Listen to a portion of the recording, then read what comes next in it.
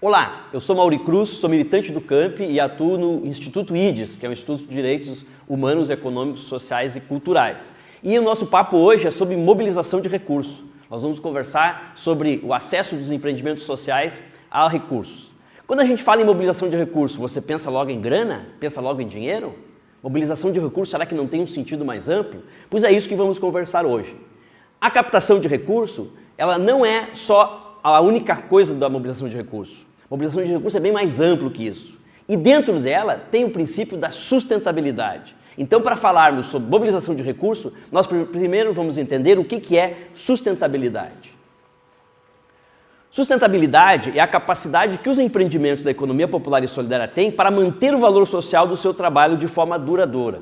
A sustentabilidade não é apenas recurso financeiro. Ela é todo o princípio que o empreendimento tem, toda a sua lógica e a sua funcionalidade.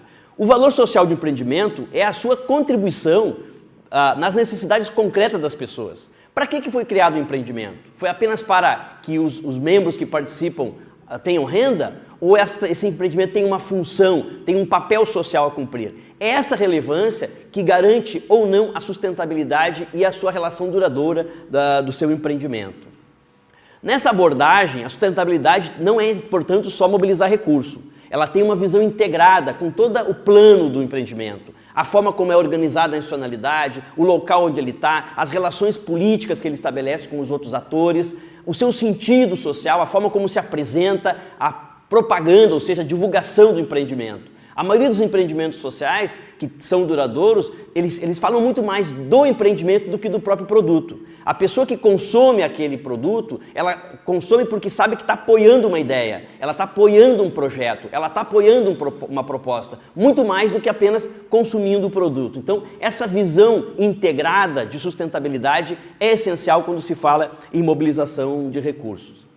Isso vale dizer que os nossos empreendimentos, quando eles produzem algum produto solidário, eles não estão produzindo só a camiseta, eles não estão produzindo só o alimento orgânico, eles não estão produzindo só ou entregando só um serviço. Eles estão entregando um conceito, eles estão entregando uma ideia de sociedade. E é este conceito e esta ideia que tem o potencial de garantir a sustentabilidade e de fazer a mobilização de recursos. Esta é a chave do nosso processo de mobilização de recursos. Mas apenas fazer esse discurso, fazer essa ideia, talvez não instrumentalize, não capacite, não dê as condições para que você, no seu dia a dia, consiga ter um plano de mobilização de recursos, uma ideia de sustentabilidade. Para isso, a gente organizou esse modo em 3 linhas chaves. A primeira é a sociopolítica, ou seja, o seu empreendimento, como dito, ele tem um lugar, ele tem uma função, ele tem um papel na sociedade. Esse lugar, essa função, esse papel, ele é materializado como o empreendimento se declara, como ele se diz, o que ele se propõe.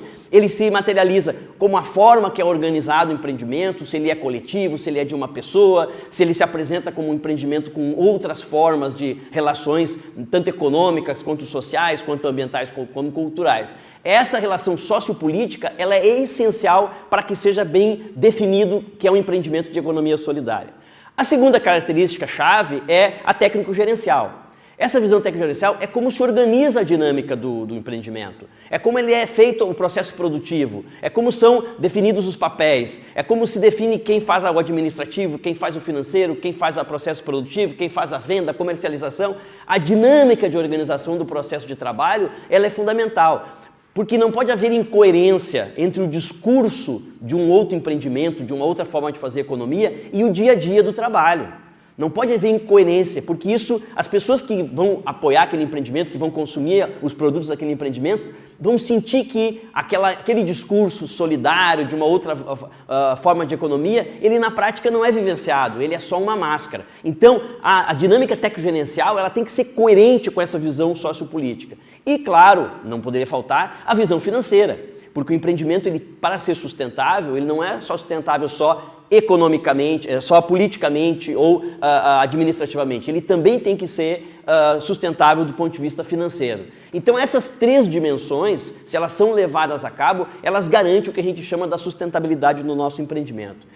E aqui a gente detalha rapidamente o que seria então o sócio político, que são os vínculos com a sociedade, como dissemos, a vida associativa verdadeira, né? Uma vida realmente que tem assembleias, que tem reuniões dos sócios, que são discutidos coletivamente as questões, esse modelo de governança, essa transparência na forma da governança interna, e isso tudo gera credibilidade.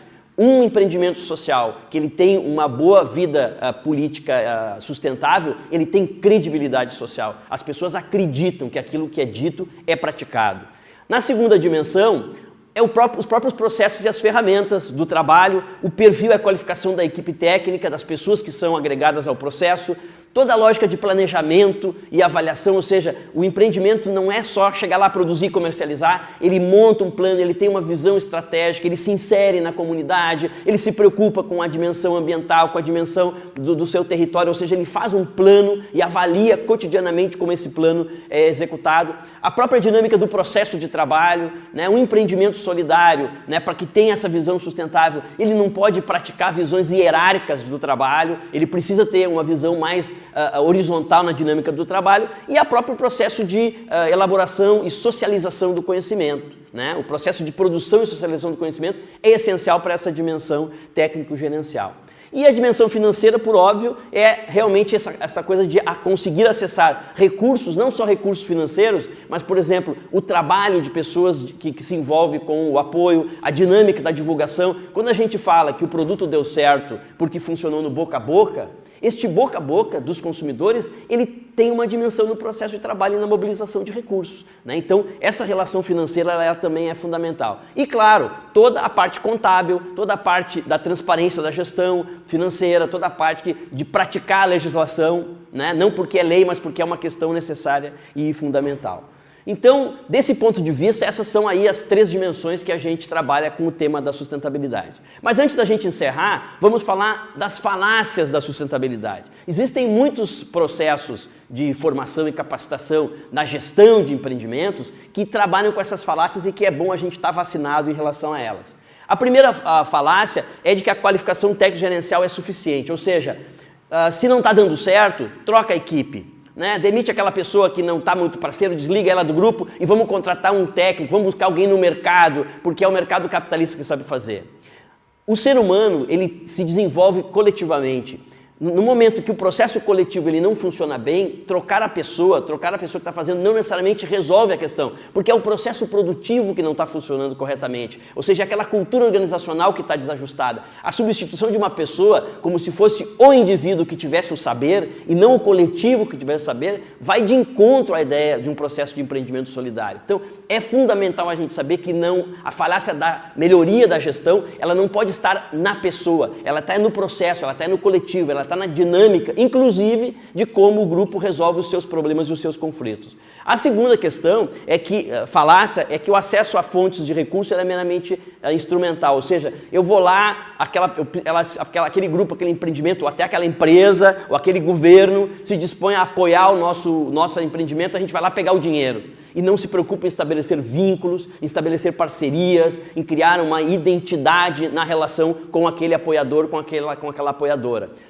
A grana, ela passa, o recurso é gasto e ele passa. Agora, os vínculos que se constroem com as parcerias, eles são permanentes, eles são duradouros. Talvez aquele grupo, aquele empreendimento, aquela organização social, aquela entidade internacional que nos apoiou uma vez, ela não tenha recurso para nos apoiar de novo. Mas, se ela foi conquistada pelo nosso projeto, ela provavelmente vai nos apresentar a outros projetos, vai falar bem da nossa experiência para outros projetos, numa reunião, numa festa, numa atividade, e isso poderá gerar um retorno para o nosso empreendimento. Então, buscar apenas relações financeiras, elas não vêm ao encontro da ideia da sustentabilidade. A terceira falácia é pensar que os recursos relevantes são só os financeiros, né? Para o processo produtivo, existem muitos recursos de parcerias, de apoios, mesmo de espaços físicos e tal, que eles não envolvem grana, não envolvem recurso.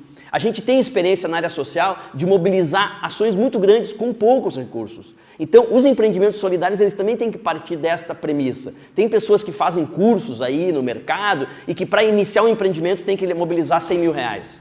Bom, se o empreendimento já precisa de 100 mil reais para mobilizar, então ele já nasceu dependente do financeiro.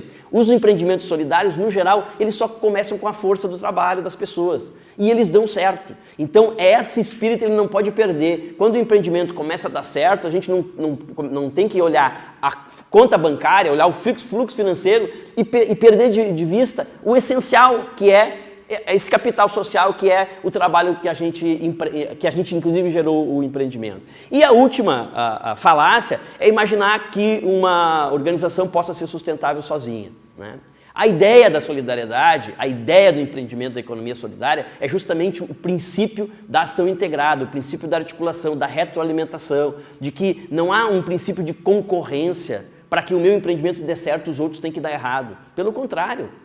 Existe uma sinergia positiva em prol da economia solidária, em prol do sucesso dos empreendimentos solidários sociais, inclusive da própria comunidade. Então, é uma falácia a ideia da competitividade, que eu tenho que me capacitar para concorrer.